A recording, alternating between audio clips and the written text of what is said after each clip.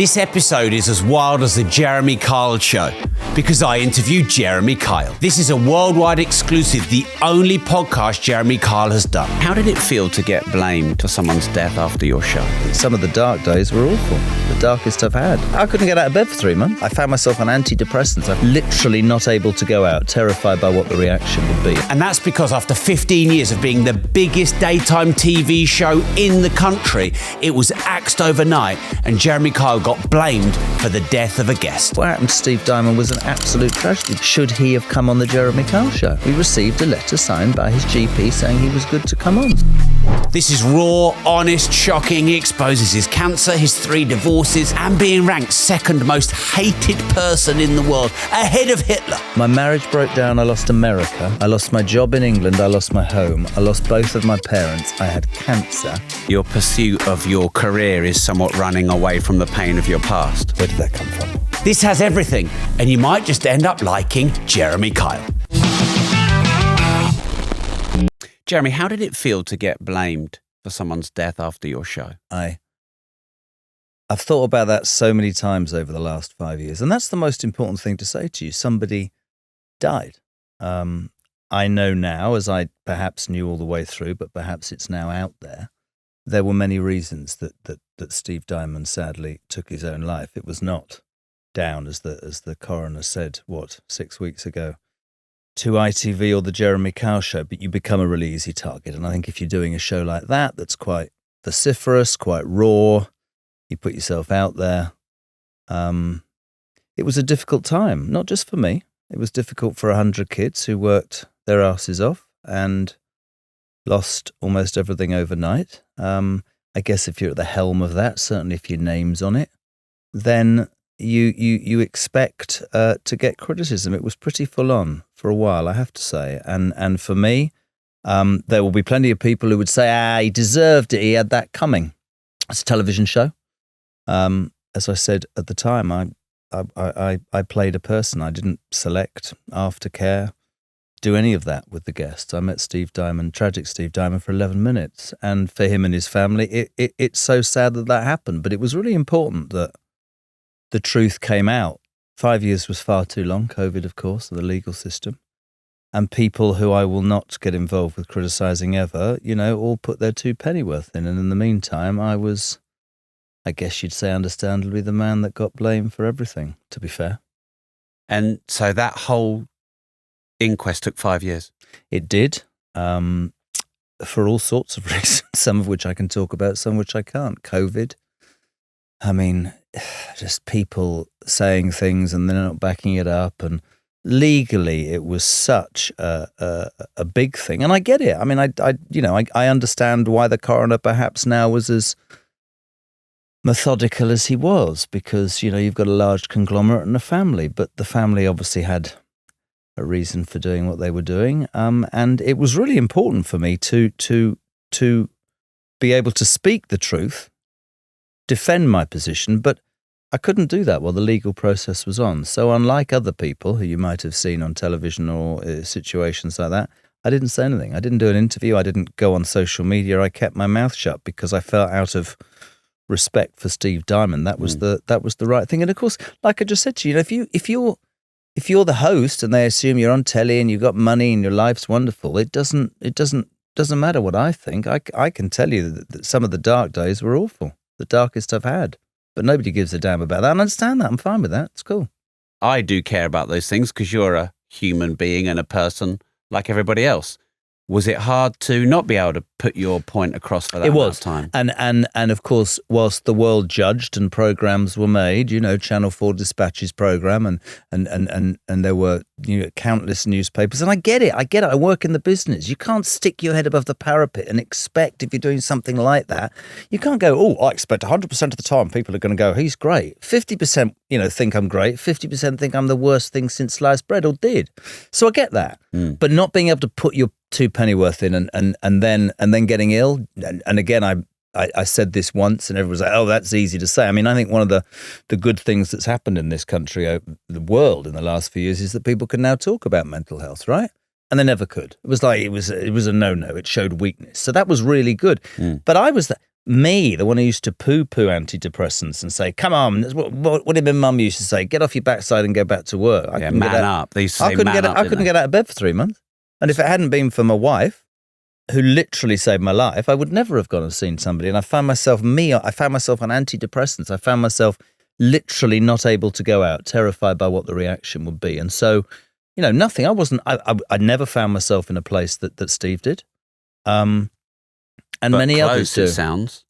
No, just really for somebody who lives off, 24 hours a day, never sleeps more than 4 to 6 hours a night and has been at it for however many years, 60 next year, haven't got too much of a complex. It was really, really interesting, weird, scary to be I can't even say the word, energyless. I don't know, just knackered the whole time and down and not motivated and not wanting to read or watch television or have conversations, just wanted to go to sleep. So do you think it gave you a sense of sympathy or empathy for other people's mental health challenges when you had your own? I absolutely do. And that's the point I just made. But I also, I can't ever lose the honest tag. I think for every single person who is unable to talk about their mental health, I think we also have to be really careful in this country that it now doesn't, for some, become an easy label on which to attach themselves because, you know what I'm saying, suddenly everybody has anxiety, which is probably true. Talking about it, there are many, many, many people who have suffered in silence. I just don't want it to go the other way so that everybody says, somebody says, how am I, my job? You're not very good. I'm sorry, I'm going to have to take a week off. I'm suffering with anxiety. There's a difference between that. It can never be used as an excuse. But for me, it was an eye-opener. For me, it was, wow. And I think what happened was the show finished in May, I think. And 15 years of my life had been literally timed. Car here, studio there, 5 shows, get on a plane, do this. And all of a sudden that's gone. And I think I was all right. The first month was horrendous. And I disappeared to my best mate's house up north. And then the summer came and the kids were there because I told you off air, I've got more kids than Boris Johnson. It's ridiculous. More than Elon Musk? I don't know how many Elon Musk has got. It's 10 or 12. All right. Well, he's obviously got more than me then, hasn't he? But I've got 6. I think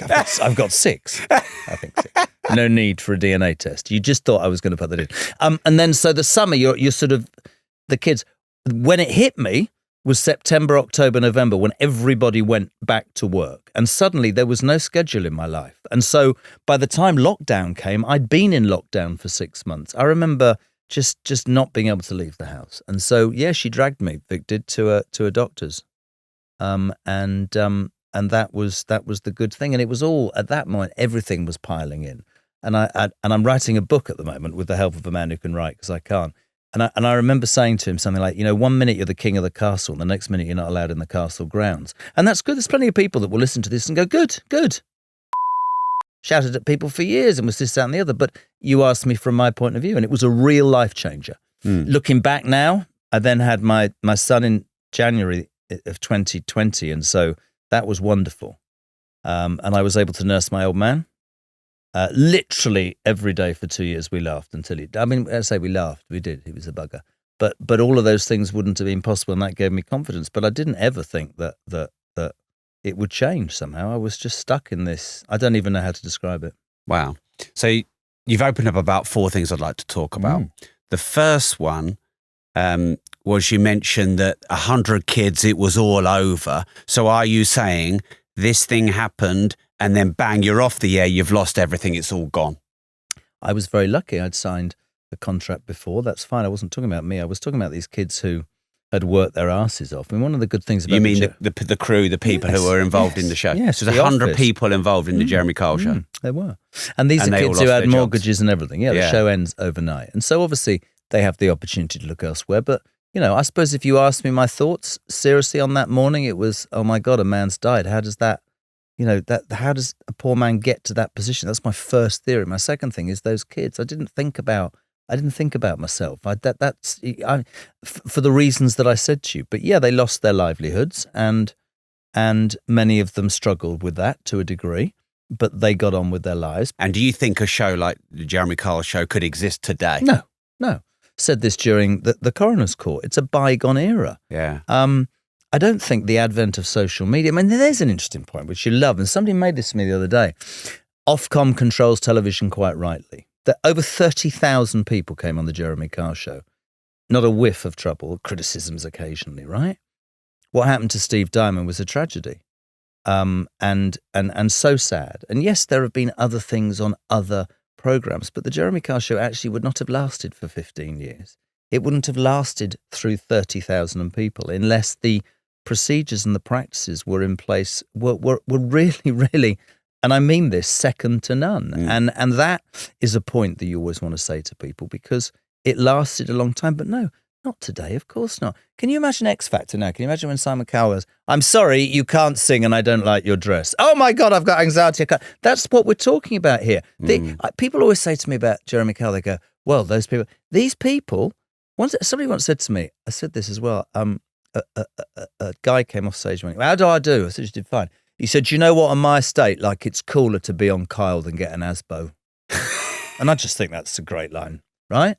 So when the bedwetters, as I call them, the Liberals jump up and down and they go, oh my God, it was terrible. That's their opinion. They're entitled to that. But go and ask the 30,000 people that came on it, and go and ask the millions that watched it. And so it was a bygone era. No, it wouldn't be on today. No. Of course it wouldn't be on today. But it cancelled in 5 minutes, you mean?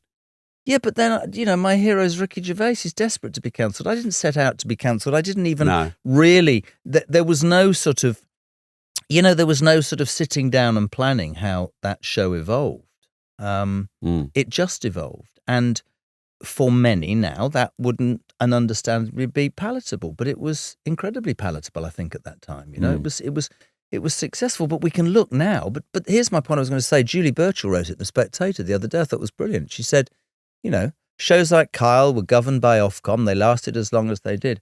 Social media, X, as was Twitter, the pylons, the crap, the abuse, the uncontrolled, unadulterated abuse that people give each other, that's far worse. And that's going completely undetected, isn't it? The stuff that happens online, I think, is far worse nowadays, or on the way to being, than anything you would see. And I'm not even talking about my show, I'm talking all sorts of things. Benefit Street, you don't pay, we'll take away, all that stuff. It was a different time. And I think we now live in a world where we always, you can see it, can't you? We always look back. I have arguments with my 21-year-old because she'll say, that's outrageous. I know everything. Well, you don't know everything, do you? And I'm not going to apologise for the rest. I'm not going to apologise for what your grandparents taught me, okay? Not everything. I'm glad you've got an opinion, but you don't know everything in the world. So I don't want to be an apologist. The Jeremy Kyle show happened. I'm sure for many people it was amazing. For some people, other people, it wasn't. You had a chance to watch it or not watch it. What happened to Steve Diamond was an absolute tragedy, but it wasn't down to me or the Jeremy Kyle show. There were many issues. You can say, should he have come on the Jeremy Kyle show? And if you read the coroner's report and you know the facts, we received a letter signed by his GP saying he was good to come on. So, we did all of this in court. And so for me, I will forever be sad that Steve Diamond took his own life. I know it wasn't. I met him for 11 minutes, right?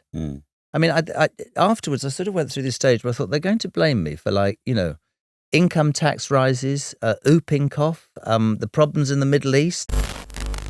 This recent budget should warn you that your pension is not safe and secure, and they're coming for your inheritance. Do you even know how much is in your pension or where your pension is invested? Add to this the recent inheritance tax grab on your pensions and the risk of a market crash. You probably didn't know this, and I didn't until recently, but physical gold can be added to your pension pot. Gold is inheritance tax free and has grown 700% in the last 20 years. You probably know from my content I'm investing heavily in silver and gold, and that's why I've partnered with Direct Bullion. Myself and Nigel Farage are brand ambassadors, and Direct Bullion can help you with gold to protect and grow your pension. I buy my gold and silver from Direct Bullion, and I don't earn any money on any purchases of gold or silver if you buy direct from Direct Bullion. So if you go to robmore.directbullion.com, you can get a great price on your silver and gold, and you can get the pension gold investing guide completely for free. As you know, I don't do many strategic partnerships. And when I do them with people who are credible, who've been doing it a long time, who invest in things that I invest in too. And gold and silver's going wild. I'm investing heavily in gold and silver, and I recommend you check out robmore.directbullion.com.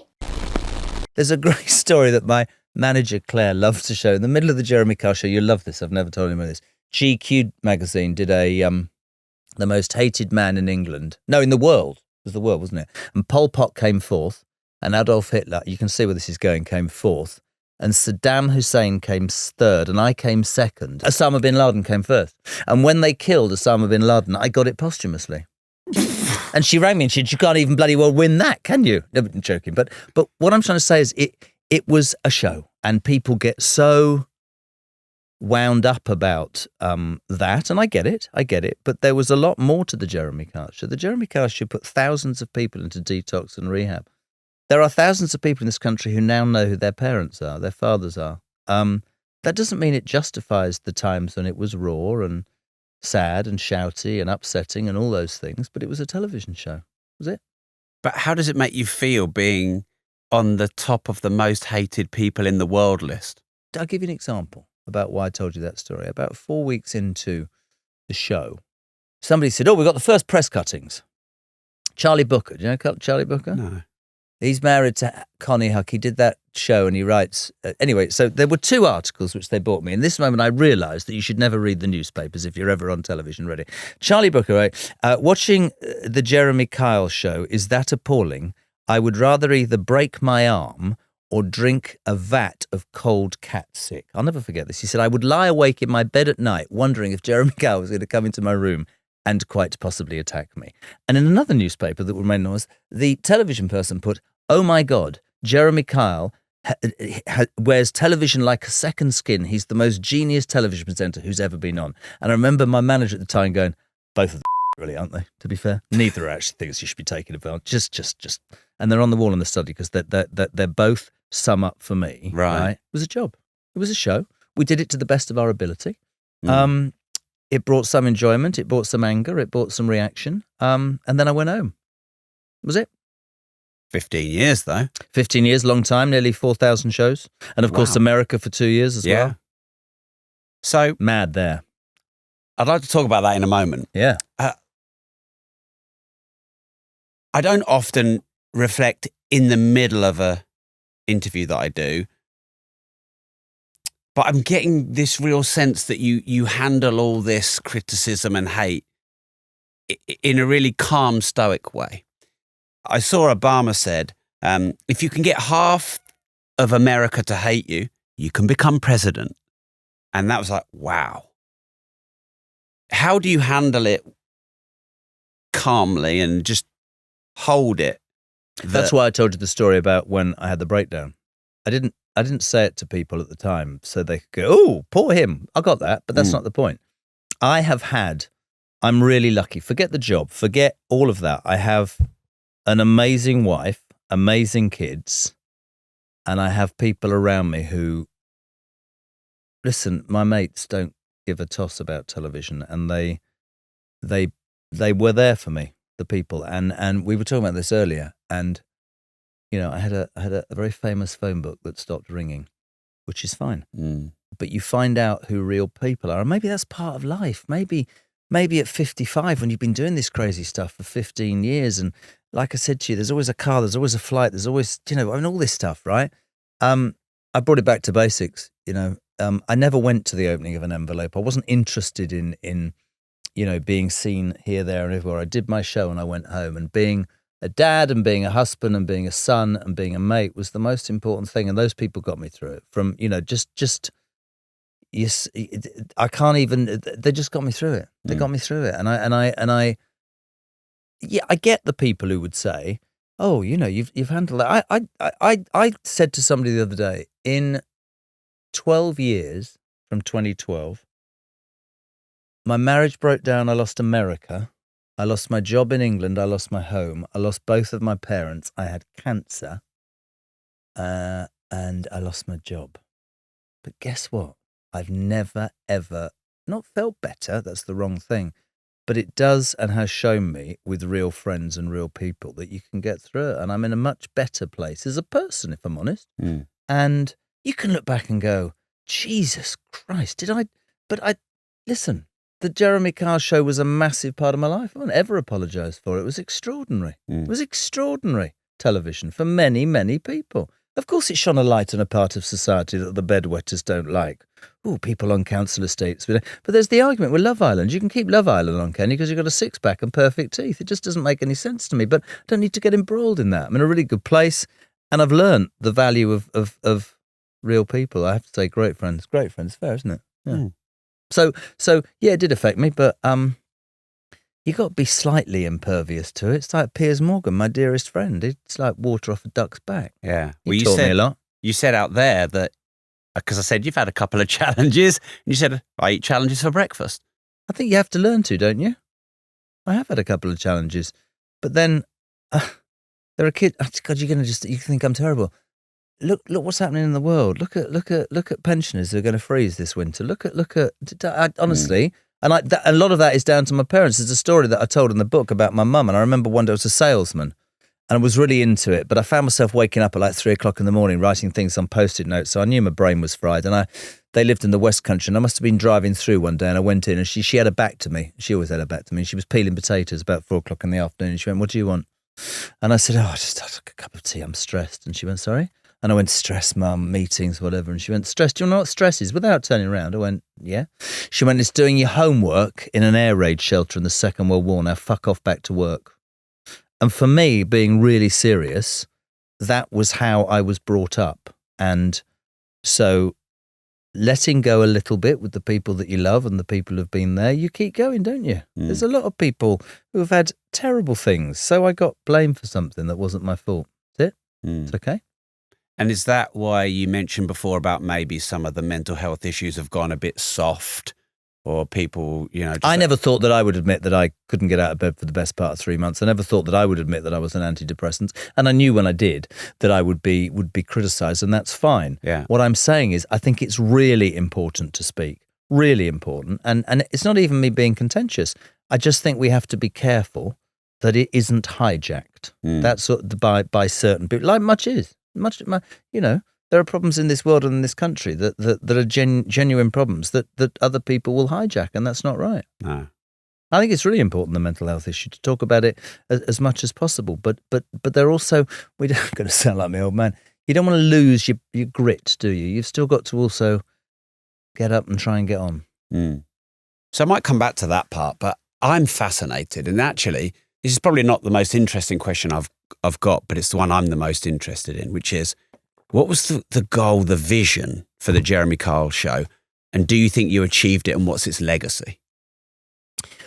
See, that's a really interesting question. I mean, I got the Jeremy Kyle show by default. I'd never been in a television studio. And they called me, I was working on radio, and they asked me to do an audition. And I was driven in the dead of night to Norfolk, which is in itself quite scary, as you can imagine. And I found myself in this studio that was obviously Trisha's studio, who was leaving to go to Channel 5. It's like a shrine to her.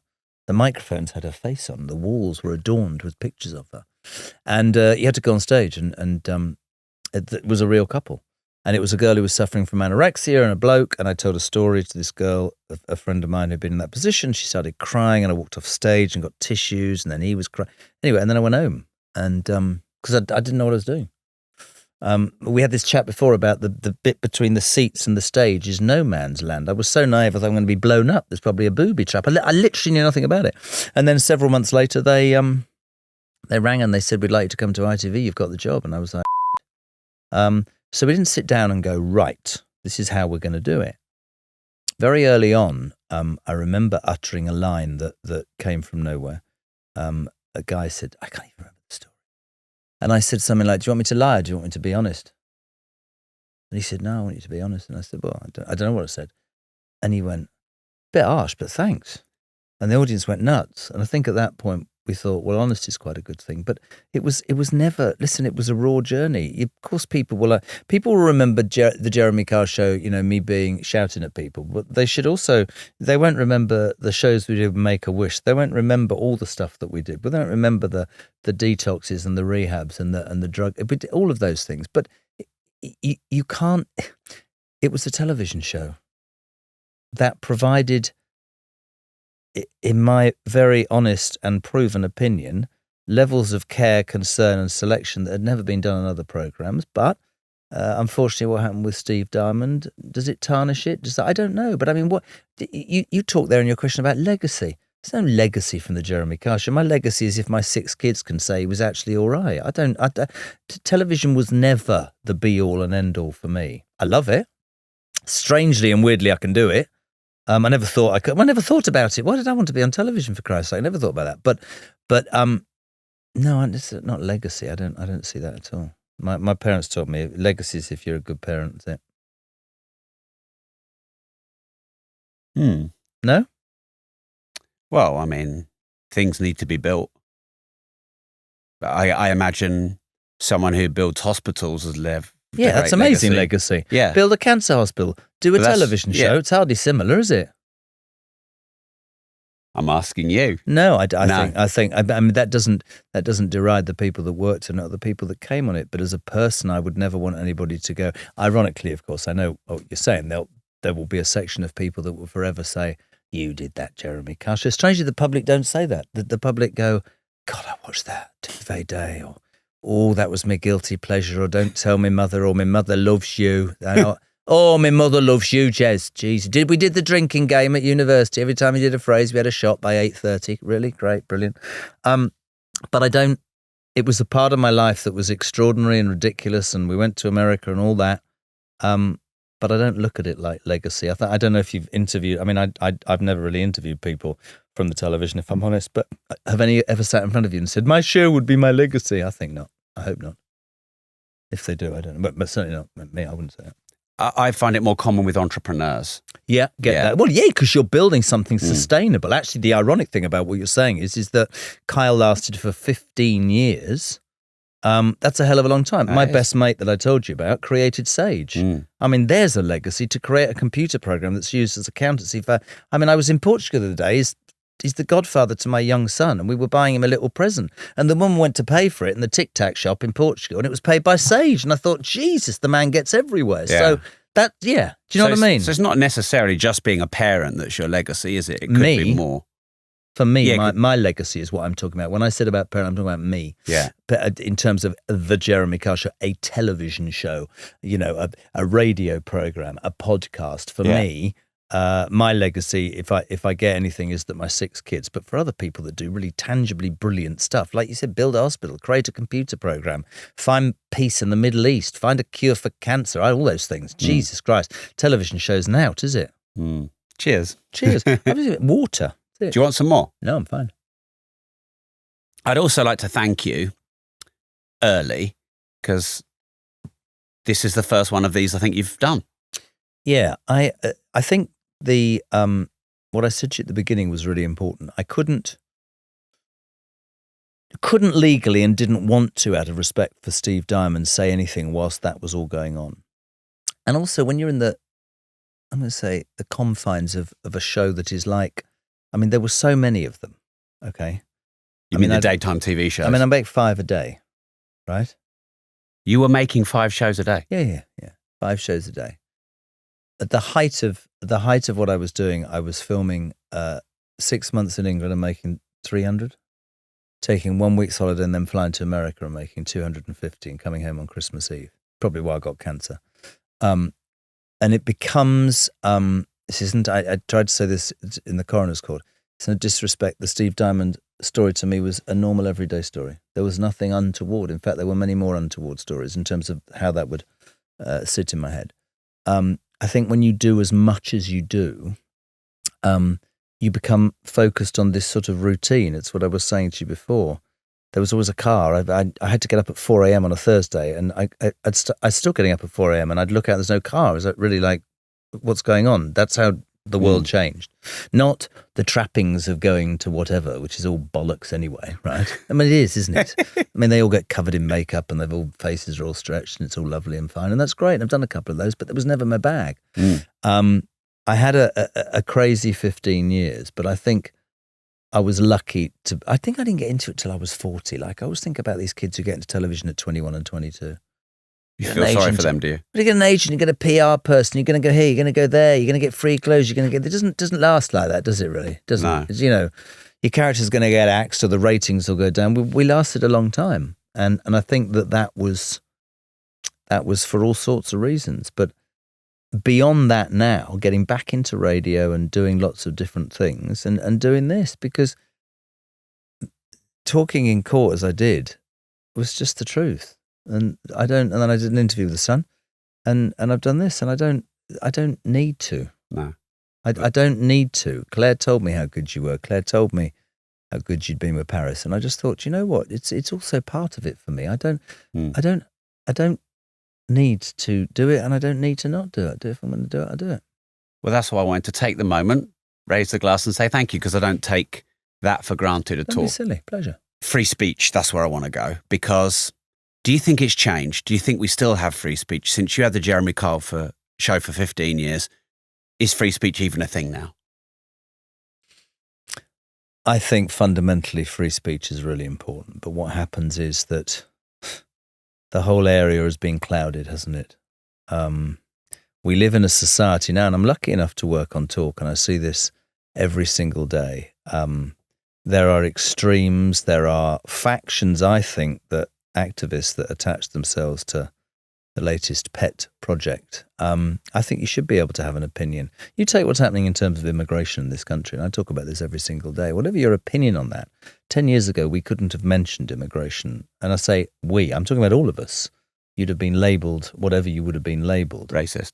I don't want to get to a point where people are too scared to say what they think. People go to prison for... Well, look, nowadays, yeah. What did she get? 15 months, that woman, didn't she? Yeah, and she wasn't the only one. There's thousands of them. And don't get me wrong, what she said was absolutely abhorrent. But in my mind, in terms of justice, it would have been a much better idea to say to her, right, you're going to spend 6 months integrating with the local Muslim community and understanding the difficulties that they've had and the problems they're experiencing and learning how your words were frankly disgusting. But if you live in a world, and I'm 60 now, right, where a woman can go to jail for 15 months for writing something abusive on Facebook, and paedophiles can walk free from sentencing because, let's be honest, apparently that's the way it works. And I'm not naming names, but we all know who I'm talking about. I find that abhorrent. I find it wrong that we have...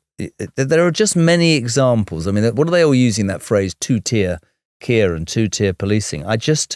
For me, you should be able to say what you feel unless, and there are plenty of, those riots were appalling and quite right that those thugs were lined up, arrested, tried and put in prison all within 24 hours on camera. That was quite interesting, wasn't it?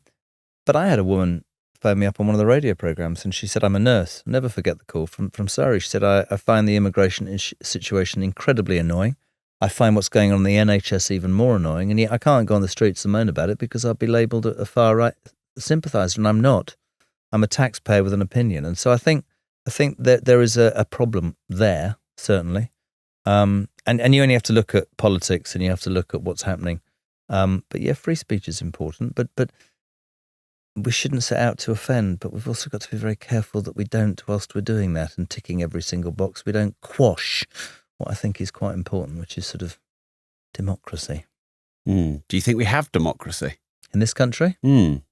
Probably can't answer that without giving away my political preference, but democracy is based upon voting, right? Is there a reason I find it really annoying. I don't care what your political persuasion. I don't respect people who don't vote and then moan. I think you have to exercise your democratic right to vote. I think the quality of politicians in this country on all sides is absolutely at an all-time low. And my mantra has always been, there are millions of people in this country. Take this as it's meant. I call them jams, just about managing. They go to work, he and the wife go to work. They never break the law, they never get a handout, their kids don't misbehave, not very often, and they try and live their life by certain rules. They must look at our country sometimes and go, why the hell do I behave like that? I personally I don't understand why we're not prioritising pensioners and servicemen and women who have given. That's just the way I am, right? That doesn't mean that I don't believe we shouldn't help as many people as we can, but we seem to be heading towards quite a fractured place in this country, I think. Are you scared for your children? It's a really good question. Somebody asked me about climate the other day and I always flippantly go, that's their problem, sodded, I'm going to sit in the sun. do I worry for my children? No, they'll suss it out. They will. That's not mine or your bag. That's the next generation. I mean, we can spend our entire lives going on about climate change and how we should make it better. I had a policeman on the phone the other day who said to me that he got into being a policeman because, he wanted to try and help the community. So if an old lady's house was burgled, right, he'd be able to go there for 3 hours, make her tea, comfort her, put a new lock on the back door. Nowadays, he said, I had to leave. I get 11 minutes to fill out a computerised form and probably nobody goes to see her, and I don't feel I'm doing what I should be doing. I just think we've lost a lot. But then I'm quite... The old man was worked for the royal family, was quite old-fashioned, so I was brought up on what I call proper things, like, I'd open the door to a lady. You can't do that now, can you? Well, I still do. Do you? Yeah. Yeah. Yeah, I do. I did it some months ago in a lift, and she went, I'm fine, thanks. And I thought, see, you can't bloody win, can you? Surely it's important to. Well, that's how my old man taught me. That's the story. I'm not. That's what I say to my daughter. You might, we you can't. I mean, I'm not going to apologise for everything I was taught. That's what I'm going to say. I don't see why the hell I should, right? No. I'm sure there's plenty that I was taught, or from the past, that we should be apologising for. And I'm pretty bloody sure there'll be quite a lot that this generation have to apologise for in 25 years. But those did me all right. And they did, do you know, I want to say that sometimes to them. Yeah. Do you know what I mean? Yeah. Because sometimes I must admit, I'm like, the younger generation, maybe they've had it a bit easy, maybe there's some entitlement, etc. But actually, I think, imagine dating right now. I mean, I don't even understand this. My daughter says to me, see, like Mary Claire's at the side there. So imagine dating right now. So, like, when I was a kid, permission to unstrap your bra. No, and I know I've kissed you, but we're not at this moment in time. We're not official, and we need to sign a contract. What the hell does that mean? Oh, and the other thing, and then. We're not official. We are sleeping together. What does that mean? Now we are. It's happened this weekend. What's happened? We're now boyfriend and girlfriend. But you've been with him for 6 months. So yeah, I know, but it wasn't really what. So in that time, he was able to sleep, or she was with somebody else. Well, probably as long as they've been honest about it. I would be absolutely bloody screwed. Online, swipe here, do this. I'd be single. Probably should, after 3 marriages, I probably would have done me good to it, but I just couldn't do it. And they all spend so much time trying to find somebody. Just bloody well get on with your life, and somebody will come in and it might work and it might not. That's it.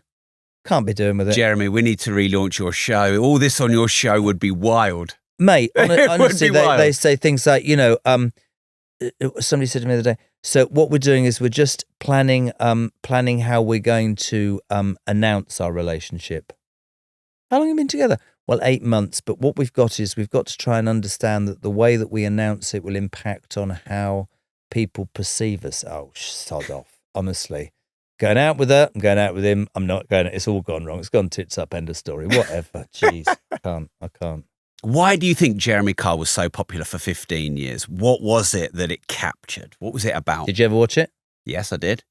Answer the question then. Drama. Voyeurism? Definitely voyeurism. Other people's trauma, but you're living vicariously through it, and therefore... Make yourself feel better about your own life. Exactly, yeah. Yeah, and all sorts of things. I once flippantly said that the best Jeremy Kyle episode ever would have been the royal family because they're more messed up than... And no, I could do this.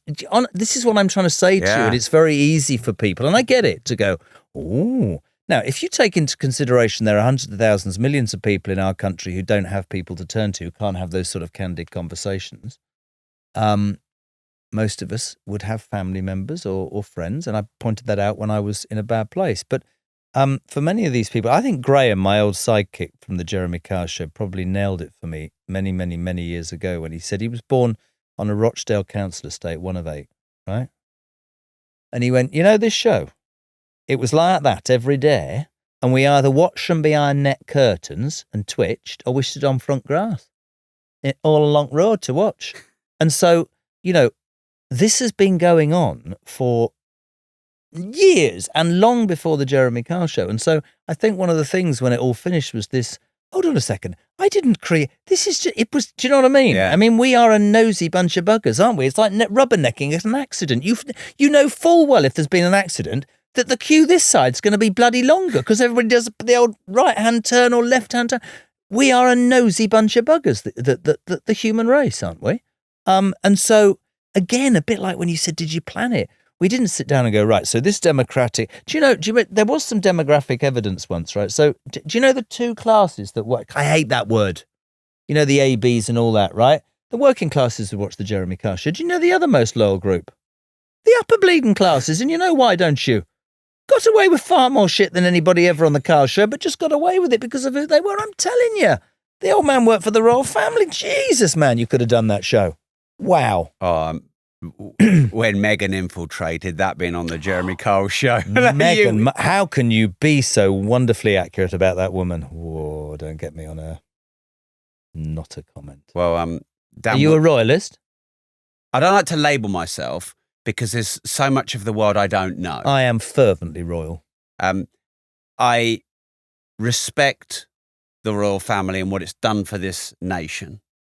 And just because you don't agree that that's the best way of rule, okay, but then go and be in a dictatorship if you want. Well, ask yourself how much the President of the United States cost the American people, and ask yourself still, despite its flaws, how much the British monarchy brings into this country in terms of money. Is it not our biggest tourist attraction? By a mile. Yeah. My old man worked for the Queen Mother, and he actually, before his death, said that there was mystique in the era that he worked. Nowadays, the royal family use social media and do as much as everybody else. So you open yourself up for that. But in the days of the Queen Mother and the Queen and before, maybe a good thing, maybe not a good thing. Probably my daughter would say not. But there was a mystique to it. But there's a lot about the royal family that was wonderful. I tell you who I'm a massive fan of, who I think I call her Iron Kate. I think this woman is the link, but I think she's the future of the British monarchy. And I think for somebody, and people never understand when I say this, she was a commoner. For her to marry into the royal family was a seminal moment in my mind, a seminal moment. I have a massive amount of respect. I mean, the troll, you talked earlier about, the Jeremy culture, and I told you about social media. The stuff she got on social media and had to come out and admit she'd had cancer, was going through treatment. Disgusting, right? None of that's controlled. People were saying heinous things to her, pal. Heinous things to her. And why don't you like Meghan? I didn't say I don't like Meghan. No, you didn't. I can see exactly where it will finish. But you squirmed. I can see where it'll finish. Where will it finish? Well, he'll be back in England and she'll be in America with 2 kids. I said that 5 years ago and got slaughtered. Don't you think they will? I don't know much. I think he was very lost. I think he was very lost, very affected naturally by his mother's death. Who the hell wouldn't? I don't go with this spare. Sorry, I'm not bothered about that. You're still the most privileged person, bar 1 or 2 in the world. They got on great, William and Harry and Kate. I lived on the Long Walk in Windsor for 7 years, so we only just moved. And so I saw the wedding. Yeah. I saw the funeral was extraordinary, and I saw the coronation literally outside my door. My son was the 5th person, Oliver, in the world to lay flowers at the gates of Windsor Castle after the Queen had died, and we've got the picture. Extraordinary. I just think that he was, and I'm going to struggle to find a phrase that will not get me into trouble. The second word is whipped. Do you know what the first word is? I do. Yeah. I just think that this lonely boy, glamorous divorcee, said and did everything right. I saluted them when they went, I don't want to be in this goldfish bowl. I want to go and live in California. I want to be with my kids. I thought, you know what? Fair play. And then you land in LA and you've signed a $112 million deal with Spotify to basically intrude on every part of your life that you've just moaned and bitched about you don't want in the public eye. And so at that moment, I'm like, well, that doesn't work, does it? That was a complete joke. That really angered me. Yeah. I've been podcasting for 9 years. I've done 1,150 episodes, and they get just chucked 100 million, and she's just so disrespectful, can't even produce any content. Do you think that if you were in America and like Rogan, you'd interviewed Trump and endorsed him? Do you think that would have helped Donald Trump? Do you think that you can be the next Rogan? I think that Trump probably won the election based on being on Theo Von. I agree. Joe Rogan. I absolutely agree with you. Logan Paul. Yeah. I mean, he must have had, I'm going to guess, 300 to 500 million views from about 4 or 5 podcasts. It's extraordinary, isn't it? Honestly, it's a really powerful thing. It is. And that's actually it's changed the way that people, choice. I was when we started working at News UK after we both left ITV, we set up Talk and we did the television show. And I remember people would say, how many people watch Piers Morgan? I was on a train to Southampton about 3 days later, and there were 3 men at separate parts of this carriage at midday, all watching Piers' interview with whoever it was the night before. We've changed. We listen to podcasts. We watch stuff online. It's all about clicks, isn't it? Meghan, if I'm honest, maybe I'm being harsh, but I think she had an agenda. All this, I didn't even know who he was. She did. I mean, I don't know whether she's a nightmare, as they say she's a nightmare. That's not for me to say, but I'm a royalist, and I think she shows little or no respect. And my biggest bugbear is this, and I would strip the buggers of the Duke and Duchess titles. If you don't want to be part of something, as I just said, absolutely. But your only source of income is to maintain your titles while slagging off the very thing you're financially basing your lives on, you hypocritical bunch of... That's what annoys me. Leave. Be Mr. and Mrs. whatever. Absolutely support you and salute you. But it's like, I'm going to have it, I'm going to slag it. I'm going to abuse it, but I'm going to use it. That's how I see it. Yeah. Yeah, it's very sad. Very sad. Yeah, I don't know where. Well, I think he'll divorce. I mean, the Queen's legacy. Like, if I had to pick one, I don't like, who's your biggest hero? But I couldn't look much past the Queen.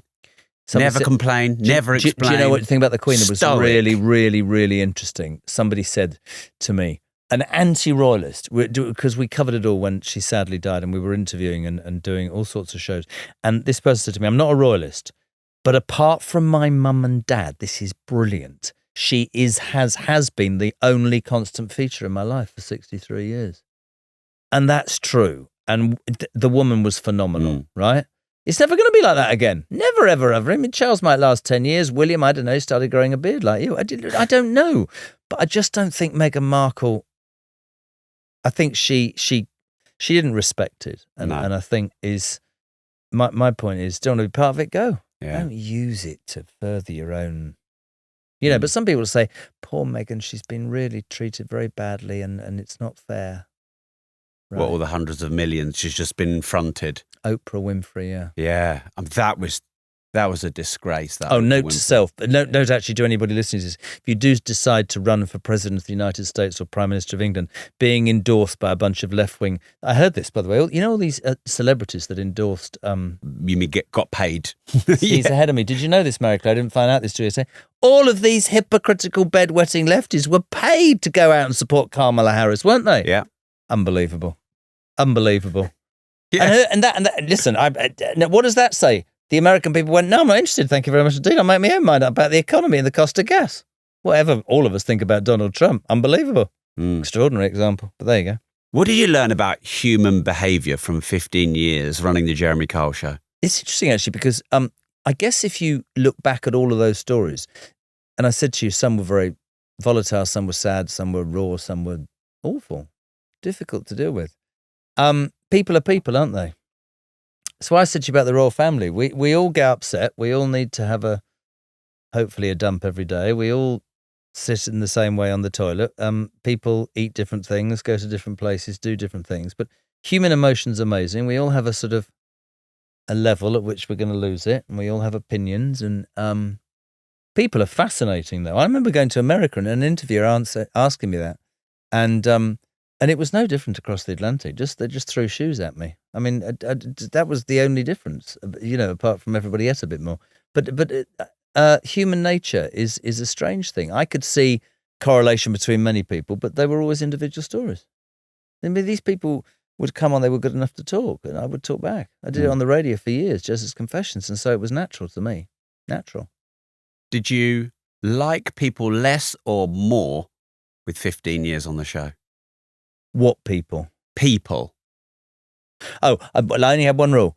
I gave it my all. When I got in the car at 7:00 at night, having filmed 10 or 8 or 10 shows in 2 days, just don't talk to me for a day. Seriously, I'm sure my wife that I can't. I'm so talked out. I don't want to talk to anybody about anything. I haven't got a frigging opinion on anything. I don't care if you're arguing. Go on the school run and they go, Jez, Dave, my husband, I don't want to, no, seriously, it's not my bag. They jump out of cars. Jez, my girlfriend, I think she's been, I don't care. I played in a golf pro-am once at the Belfry.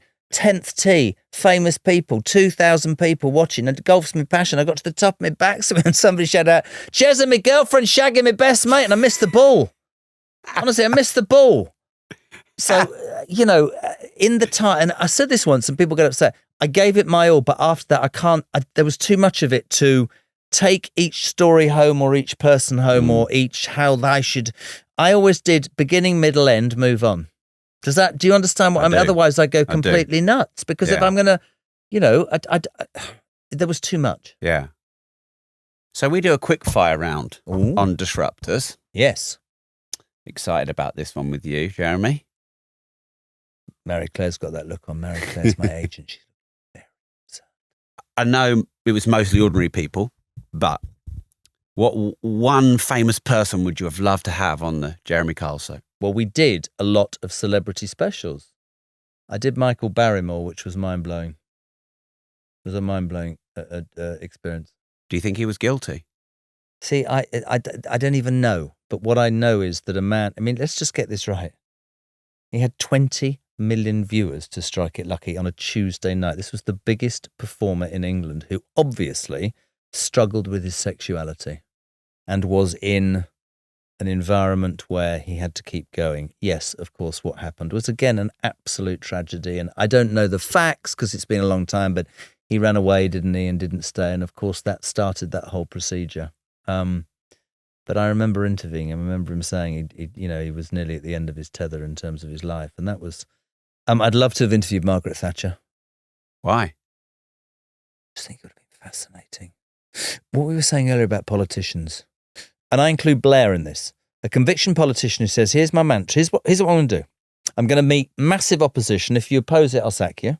At the end of the day, I'll be pushed out. But this is what I believe, and this is what I'm going to do. Powerful. Maybe what's needed right now. Why do you think your man got elected in America? All those things that people say about him are true, but he has basically said to middle America, I'm going to make sure gas is cheaper, I'm going to make sure the immigration problem's sorted and the food in the shops. It's not about... Of course you can talk about women's rights, the abortion subject. Of course you can talk about gender identity and identity politics, but 80-something million Americans went, no, actually, like I said to you earlier, it's about our pay pack at the end of the week, sorry. Yeah. We're not going to be told by billionaire pop stars who've been paid a few million quid by the Democrats to say la la la. So she always struck me like that. Blair struck me like that. Who else? Nelson Mandela I would love to have interviewed. Margaret Thatcher, Nelson Mandela. I don't know. I've interviewed quite a lot of them. They're only normal people, aren't they? Well, you would know. No, but you know what I mean? Some of them aren't special in any way. What do you mean special? Aura. Two people I know who have got a massive aura. Chris Evans, unbelievable. What an aura.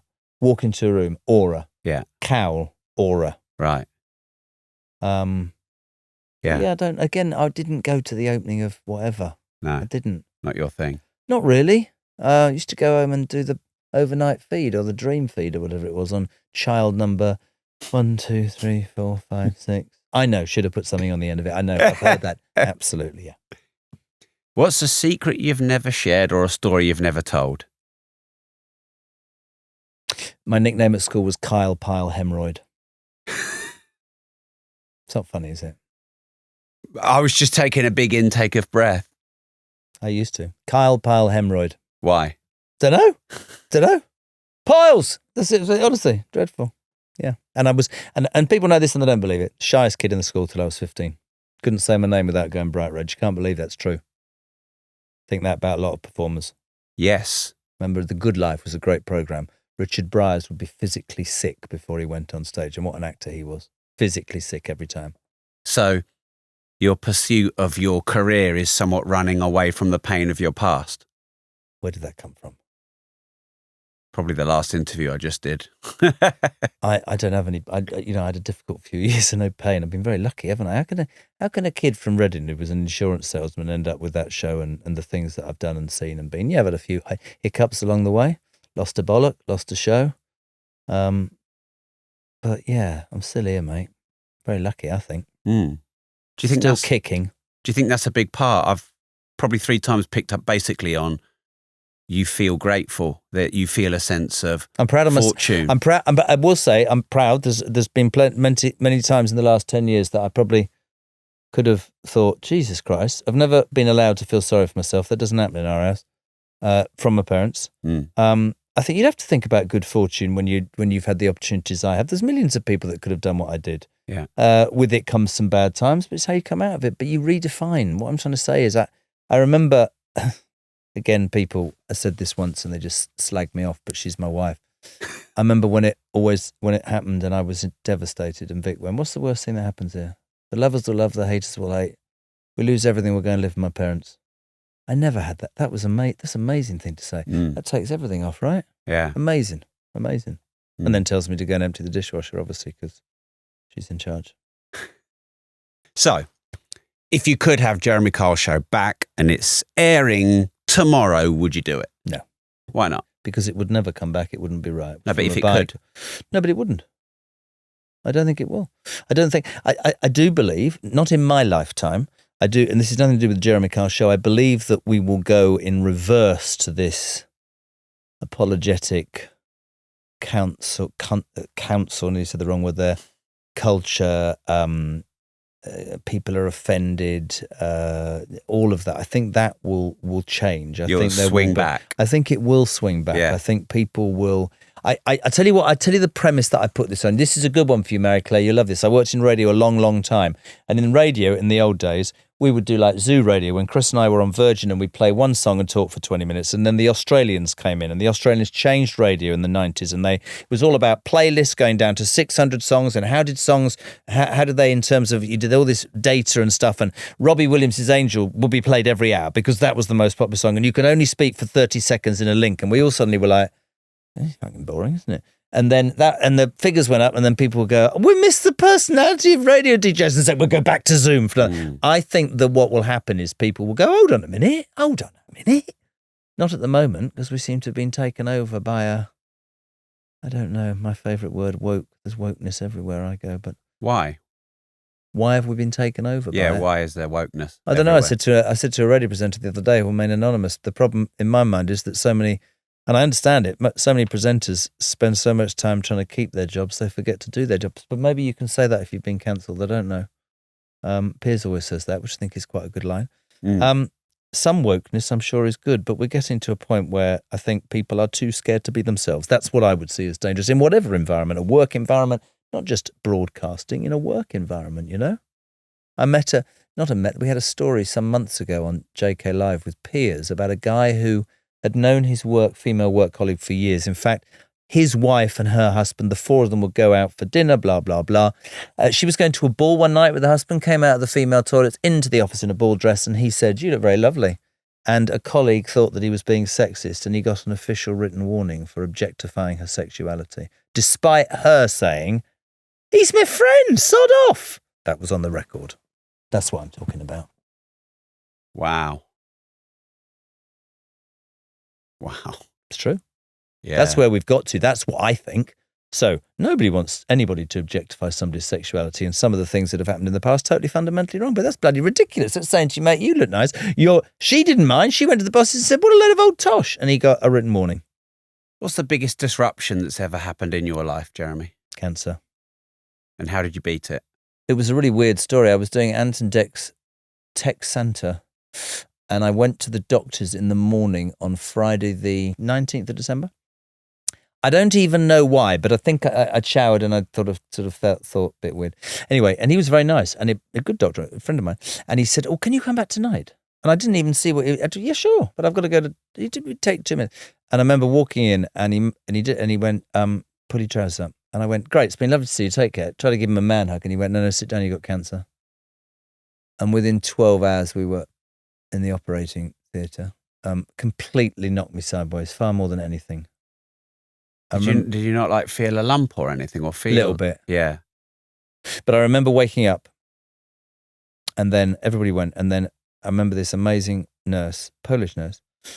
She said to me at 9 o'clock at night, 10 o'clock at night, I have to go now. And I started crying. It's the first time I cried all day. Please don't go. Why not? Because if you go, I'm going to die. I think the door will shut and they'll go dark. She stayed with me all night. Wow. Amazing. Wow. No, that's a proper person, isn't it? What does she get? No money. How did I beat it? Don't know. Lucky, I guess. Had chemo. Remember feeling phoning the doctor and said, I feel. She said, well, you will do. I've poisoned you. That's what happens.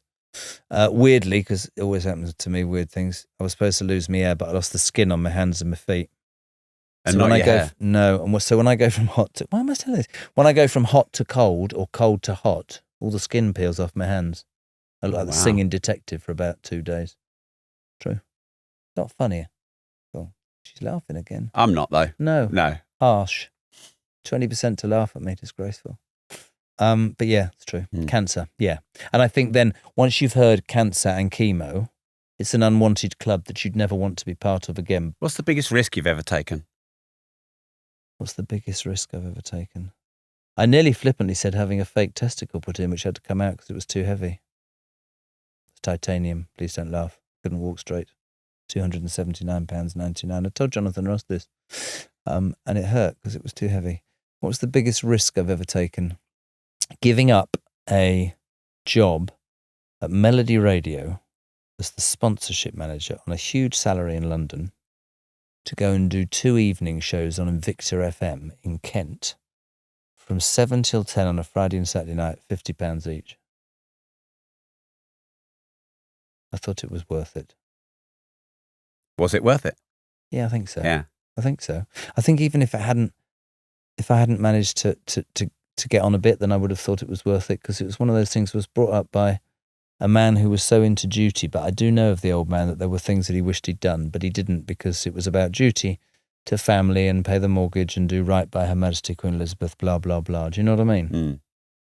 So I always had that sort of maverick streak. But yeah, I'm going to give up a massively well-paid job for £4,800 a year being a DJ on a radio station somewhere in Kent that I've never heard of.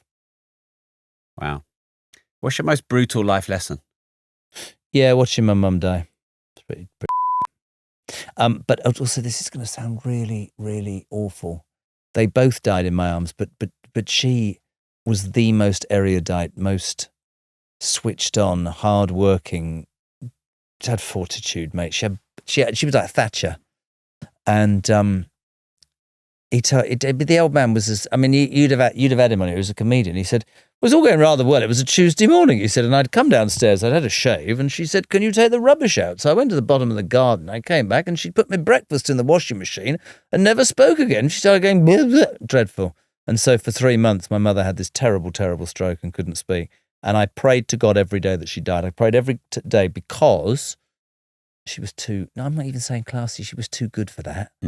When you've seen both your parents end up in a nappy being spoon-fed, and I'm not even being down when I tell you this, that's a life lesson. So, you said to me at the beginning, oh, it's been hard. What, compared to that? I'm going to make every bit of every moment I've got. Seriously. They were so dignified and so amazing, and the way that it finished for both of them was shit, if I'm honest. You know what I mean? Yeah. That's the truth. Yeah. And somebody dying in your arms is quite brutal, but also really quite, I don't mean this, it was really important to do it.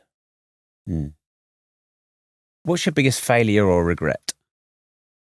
Listen, I've made bad choices. I've made bad decisions. I've chased certain things too much, I think, probably. Work, certainly. I needed to learn to pace myself. But yeah, I'm not at a point where I've suddenly become this melancholy person sat in the corner of the room going, oh, because I think you learn from life. There's people who go, well, I wouldn't change anything. Well, I would change a couple of bloody things, to be perfectly honest. I would. What a load of old tosh that is, you know. But I can't think of catastrophic mistakes apart from things that I won't talk about. But I would say that I think you need to put your hands in the air when you mess up, don't you? And I think I have, really. But of course I've messed up. I used to mess up on the show. I messed up last night. Left the fridge freezer open, apparently, and everything melted. I got a massive bollocking from... Do you know what my dad used to call my mother? I've taken to calling Victoria the War Office. That's what he used to say. The War Office are not in a good mood tonight.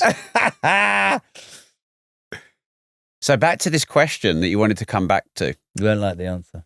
The craziest guest I hate or the that thing word. to happen. I hate that word, and I'll tell you why I hate what that about word. what about memorable? Is that better? Oh, no, tell me why you hate the word crazy. No. I'll tell you why I hate the word crazy, because I actually, for whatever the critics would say, I wouldn't want to disrespect and label it that, because there were hundreds of thousands of people tens of thousands of people who came on genuinely. When I know to a lot of people, some of it was funny and some of it was sad, all the things we've talked about, but I don't, there were plenty of moments when you thought, what the...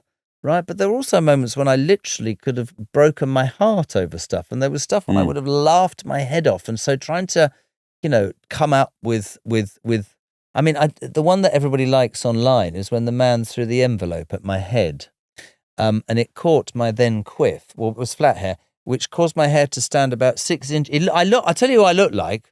What was that woman's Cameron Diaz in Sliding Doors after the bad moment? That's what I look like. You can see it online. And my hair's just this one bit stuck straight. I look like a mad professor. But there were so many moments. There were some unbelievable moments. But I also, and people think this is being flip. It's not.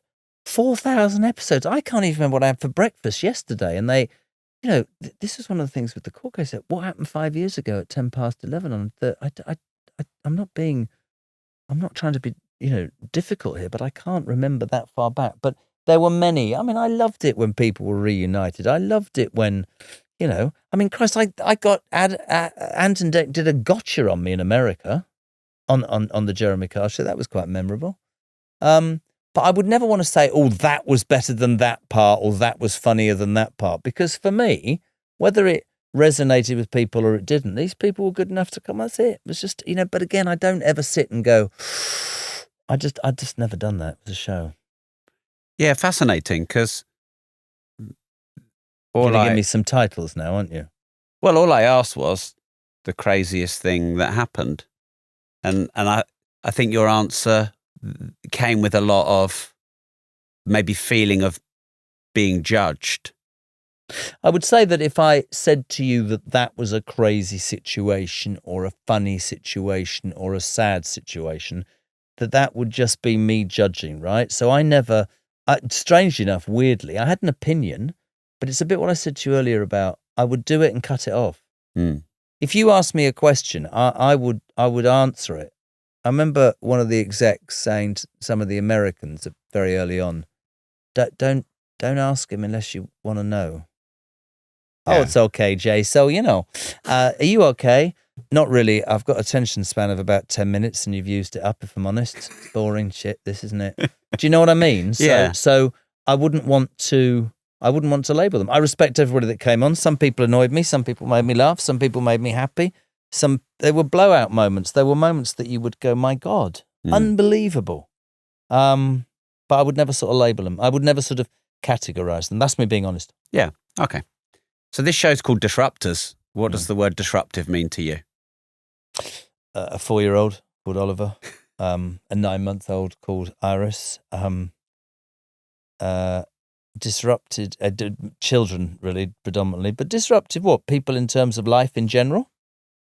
People who get a kick out of just sticking their oar in and causing trouble? Disruptors who disrupt the norm and make things better or make things worse? I'm asking you now. We're doing it all around the wrong way. What do you mean by the question? I don't like to label it anything other than that. Ooh, don't like to label. See, that's very good, that is. Disruptors. Kids are very disruptive. Disruption's good if it does positive. If somebody says, no, I don't like that norm, hold on a second, there's a different way of doing it. There's something better. There are people who disrupt stuff for the sake of disrupting it, just to score points, pain in the arse. No harm in ever talking out if you've got a different opinion about something. Go against the norm if you believe it, and they're not scared about the world might not believe it. But yeah, absolutely. That would be my mind. And that's the perfect way to end. Other than, what are you working on right now? So, as you know, we work on talk radio. So that's on 3 days a week. I shall be doing some stuff with ITV, which is extraordinary, in the new year. Writing a book, be doing some other television, lots of stuff. Can you tell us about the book? Could we go and pre-order that or anything like that? No, it's in the process of being, I'm going to say written by me. It's an incredible process. I couldn't write a book if I've got this amazing man. And I'll tell you what, this is why I can now do this. It's amazing when he keeps saying things, and I feel like I've got a bloody story for everything. And then suddenly you feel like your brain's opening up, right? And that, Jesus, unbelievable. And are you active on any social media that we can follow? At J. Kyle Official. Yeah. We'll explain everything that's happening. But as I say, television series on the way, lots more radio. Going to get involved in the racing side as well with the Sun. There'll be more about that. But just, you know what, if I'm honest, the Jeremy Kyle show was a high-profile, high-octane, full-on job. It ended very quickly, and one has to deal with that and the fallout and then the court case. But I feel like I can now breathe and I can make choices. And, the critics will say, they'll bring back the Steve Diamond thing. And as I started this, I'll finish this. Not a day passes me by. A poor man lost his life. It wasn't my fault or the Jeremy Kyle show, but you wouldn't want that or wish that on anybody. So my thoughts will always be at that point, but I have to get on for the reasons I told you and make the most. And so for me, the opportunity to do different things like this, I honestly have to tell you, this has been lovely. Well, thank you. And I genuinely mean that. And I would never have done it because I would have said to you 5 years ago, oh, he's going to ask me. I've done it now. I'm fine. Yeah. Old and past it. How was it for you? Really good. I feel very privileged that you chose to do this among, I'm sure, hundreds of thousands of other podcasts. You're brilliant, and I mean that. It's been a real pleasure. Thank you. Thank you as well.